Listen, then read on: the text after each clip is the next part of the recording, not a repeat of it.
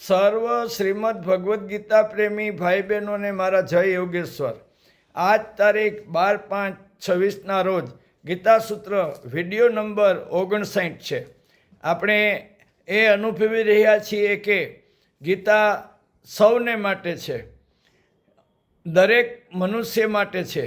તેની જોડીમાં દરેક મનુષ્યને આપવાની વસ્તુ છે. તે કોઈને નિરાશ કરતી નથી.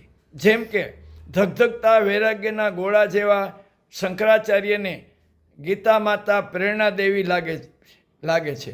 તેવી જ રીતે કઠોર તપ કરતા મહાત્મા ગાંધીજીને ગીતા પોતાની માતા જેવી લાગે છે.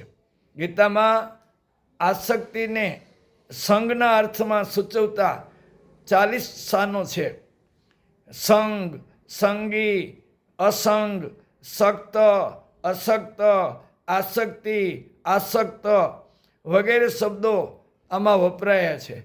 અનાસક્તિ શબ્દનો અર્થ કે ઉપયોગ ગીતામાં ક્યાંય સીધો વપરાયો નથી, પણ જે અર્થ સૂચવતા શ્લોક છે તે ચાલો આપણે સમજવા પ્રયત્ન કરીએ. ગીતાના અધ્યાય 13ના 9મા શ્લોકમાં કહ્યું છે કે પુત્ર, સ્ત્રી, ઘર અને ધન આદિમાં આસક્તિ તેમજ મમતાનો અભાવ તથા પ્રિય અપ્રિયની પ્રાપ્તિ થતાં સદાય ચિત્તની અંદર સમતા રાખવી એ મનુષ્ય અનાસક્ત છે, સમ છે એવો અર્થ સૂચવે છે.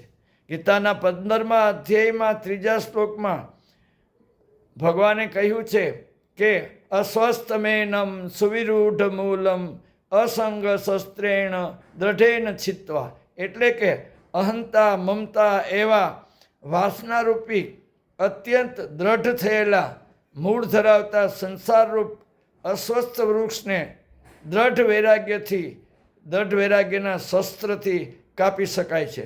તેવી જ રીતે અધ્યાય 18ના શ્લોક 49માં કહ્યું છે કે સર્વત્ર આસક્તિ રહિત બુદ્ધિ ધરાવનાર, સ્પૃહા વિનાનો તેમજ જેણે અંતઃકરણ જીત્યું છે એવો માણસ સાંખ્ય યોગ દ્વારા એ પરમ નિષ્કર્મ્ય સિદ્ધિને પામ્યો છે.